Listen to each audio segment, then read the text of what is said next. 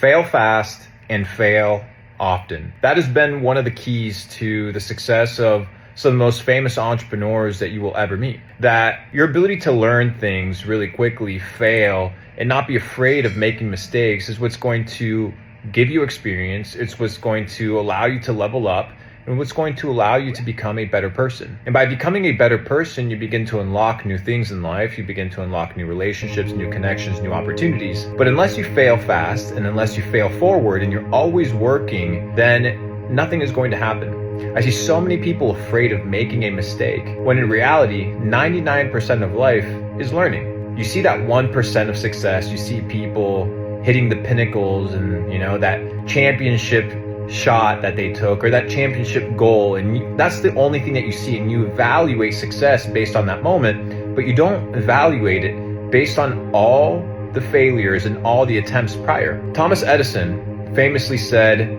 that he didn't fail 1,000 times when trying to create the light bulb.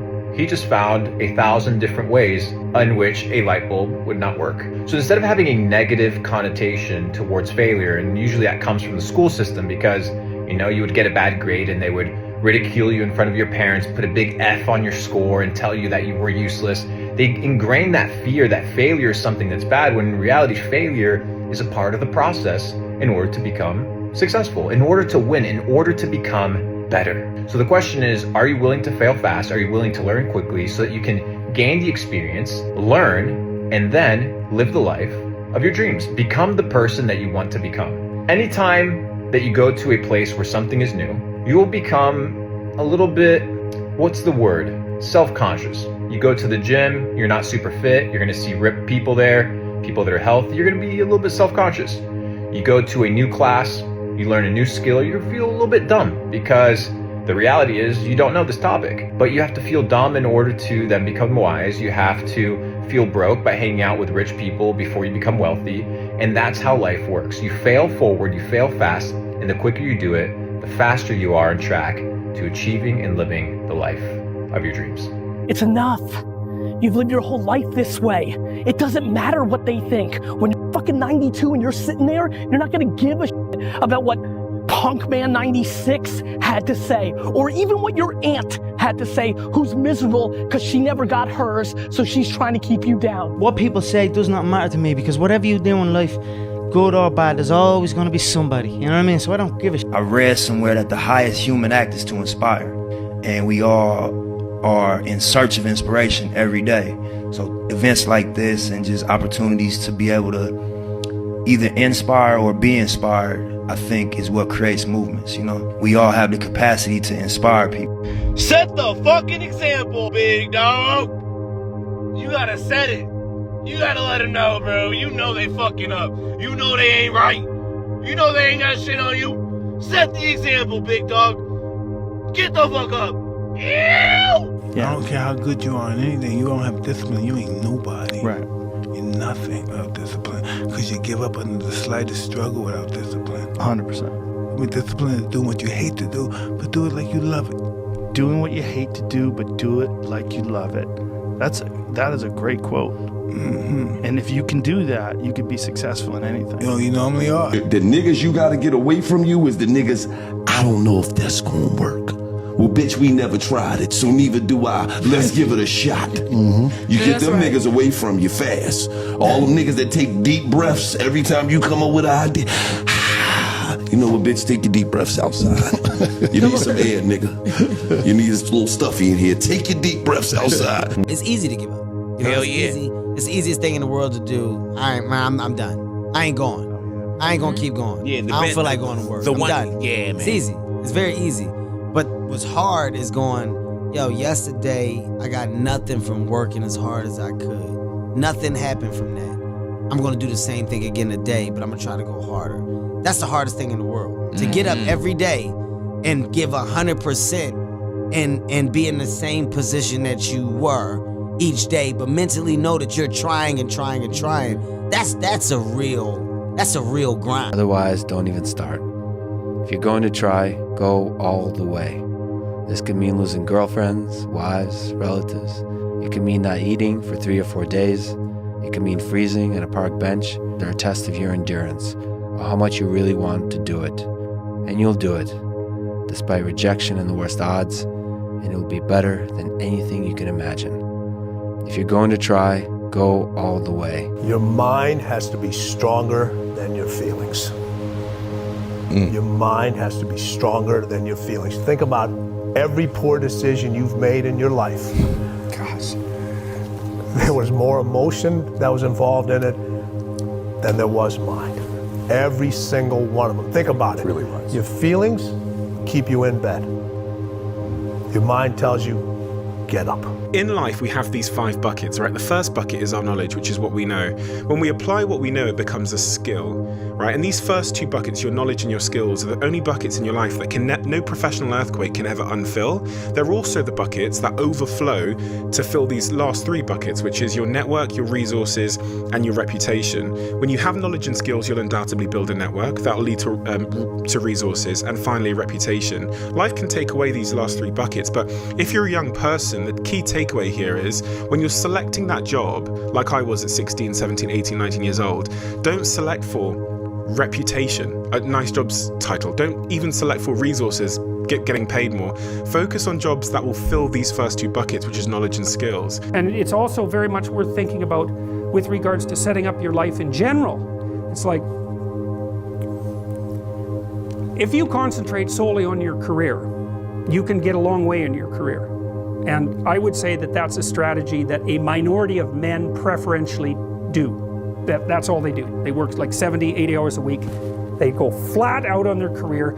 They're staking everything on the small probability of exceptional status in a narrow domain. But it's hard on them. They don't have a life. It's very difficult for them to have a family. They don't know how to take any leisure activity. Like, they get very one-dimensional. Now, it may be that unidimensionality is the price you have to pay to be exceptional at one thing, right? Because if you're going to be something like a genius-level mathematician, and you want to do that or a scientist, say, it's like you're in your lab all the time, you're working 70 hours a week or 80 hours a week, you're smart, you're dedicated, you're unidimensional, and that's how you get to beat all the other people who are doing that. It's the only way. But the problem is you don't get a life.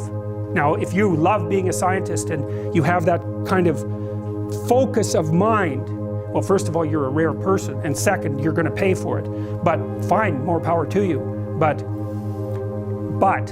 it's a risky business to do that. You sacrifice a lot for it, and I would say most often, if you're speaking about having a healthy life, that isn't what you do. You spread yourself out more. So, you have a family, you have some things that you do outside of work that are meaningful to you and useful. You have a network of friends. Those 3 things alone, or 4 things alone, are plenty to keep you well oriented. And then if one of those things collapses, everything doesn't go.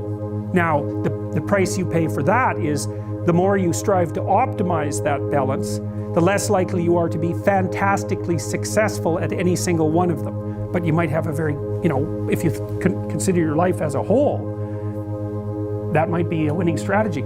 It's like, I want one thing in my life to be 150%, or I want 5 things in my life to be 80%. Well, there's a lot more richness in a life where you have 5 things operating at 80%, but you're not operating at any of them at 150%. So, and I really believe this. Because as humans, I think naturally we go into situations sometimes and we're selfish. And so we want to see, how can this benefit me? How can I go into the situation and it best benefits me and everybody that I'm connected? Like, how can I get the edge in this situation? Instead of stepping back and understanding that when you're selfish, it's a dangerous thing, because when you're selfish and you go into situations at a certain point in life, we're always going to come up against something that's a lot tougher than us. And if we're always selfish, 9 out of 10 times, if the only thing we think about is just ourselves, when we hit something that's a lot tougher than us, we don't have a driving force to do what we do. And so it's easy for us to surrender, step back and say, man, forget it. I'll throw it away. It's just like, I'm married, right? And so I'm young, I'm 6 years in. And so I went to an old couple one time and they were married some crazy years, 60 years, something like that. And I said, right, crazy, insane. But I'm saying, how did you make it last that long? And they said, the reason we made it last this long is because we come from an era when something is broken, we don't throw it away, we fix it. And so as people, the way I approach situations, how can when something is broken, I don't throw it away and I don't let the circumstance or the situation define my life, but I try to figure out how can I fix it, and fixing it may not be my arm working, but fixing it may be me using it every day to be a blessing in somebody else's life. How do you develop consistency and more discipline in your life?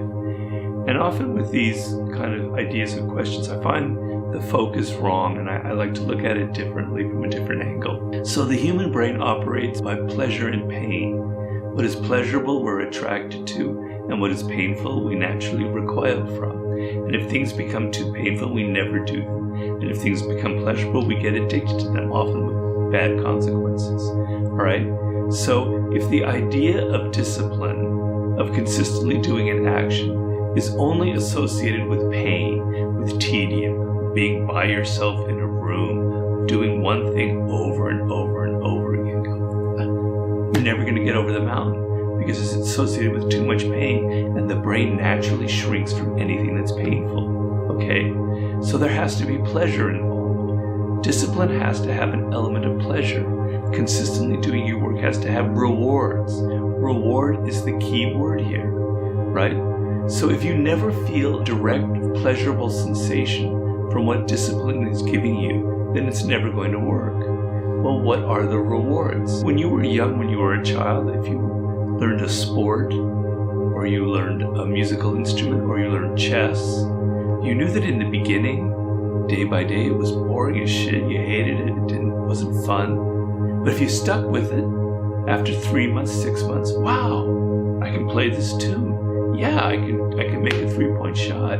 Yeah, I can win a chess game here. All right? There's a reward. And then you push through and you go further and further and further and further. Okay? If you never had that experience in your childhood, then it's pretty rough. I think most of us have had that in some kind of endeavor.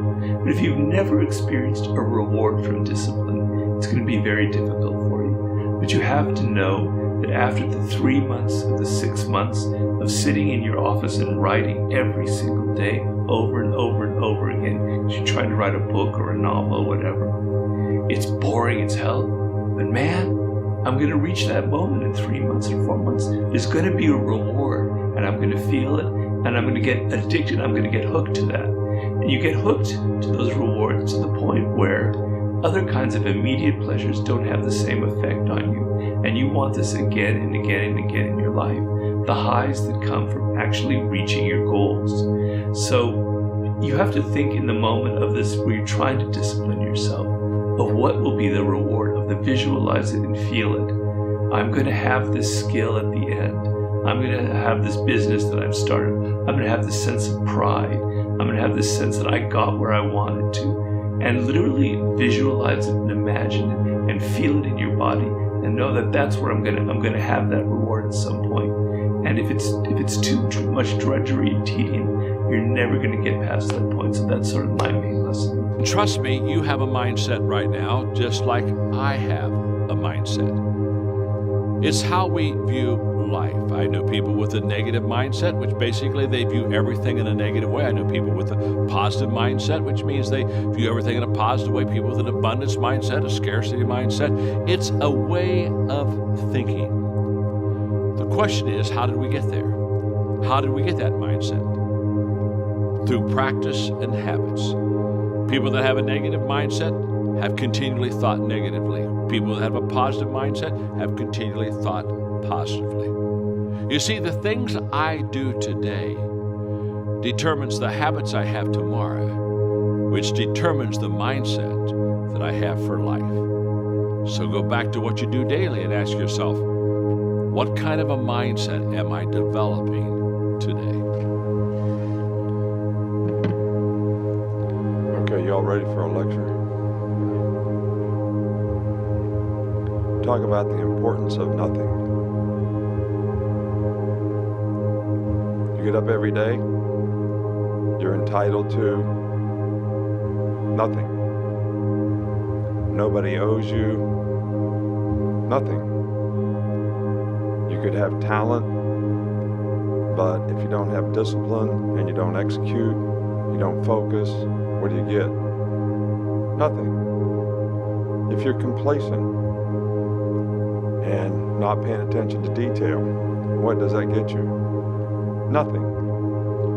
So nothing is acceptable but your best. So we need to be, everything is determined by what you do and you trying to be your best so that you can build on positive performance, so that, and that's the only thing. There should be nothing else. You want to have more joy and satisfaction at work, you need to engage it differently, even when it sucks. How many of you have had like 3 months of doing suck work? Anybody, just like the last few months, you're like, God, this sucks. Anybody? Yeah, you should celebrate that. Say, that's me. It's totally okay when you have suck work sometime. How do you engage with it? Because what most people do, they hate it. They hate the struggle. They hate the suck. But if you ever worked with elite army people, they have this great saying, right? Especially the Green Berets, I love that saying. They say you have to embrace the suck. And I was like, ooh, that's good, guys. You gotta embrace the suck. Because you know what? If you avoid it or you hate it, look, anything you pour hate on grows into a monster. Anything you grow hate on. If you hate taking out the garbage, guess what taking out the garbage is to you now? A monster. It's just garbage, but you hate taking out the garbage, so now it becomes a thing to you and your spouse. The garbage became a monster between you and your spouse. Really? It's because someone applied hate on that garbage, right? You apply hate to anything, it grows into a monster. You hate the commute to work, and you gotta do it every day? How does that feel? You hate doing email, and you gotta do it every day? How does that feel? You hate bringing that topic up with your spouse? How does that feel? The hardest part of all of it is being vulnerable enough to admit the abuse, admit the past. Most of us don't want other people to know that, and that's right. The hardest part, to open up and be that vulnerable. Right. When did that start to bubble to the surface for you and you start to see vulnerability as a strength? Well, where it started making me, I had to stop giving a fuck about people. That was the biggest thing. I had to stop caring what people thought about me. I realized that everybody's fucked up. That's the one thing I realized. I walked around and I put these people on a fucking pedestal. Everybody was better than me. So I can't tell you anything about me because you're gonna judge me and I'm gonna feel even worse than what I am. What I realized, once I calmed my mind down and sat back and looked at how jacked up this world is, once you realize that you are not alone, everybody that's talking to you about how jacked up you are, only thing they've done better than you is they've hidden their fucked up world better than you have. That's all they've done. So once I realized that, if you want to sit back and, like for instance, there's all these things that are on TV and we have all these news people judging people who fuck up in life. And yeah, they made big mistakes. But that person who is judging you on TV, I guarantee you that news person and say, I'm glad that my shit didn't come out, but I'm gonna judge the hell out of you. I know that about people.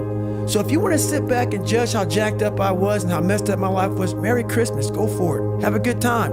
But I'm smiling at you right now, knowing you have a secret that you're not willing to share.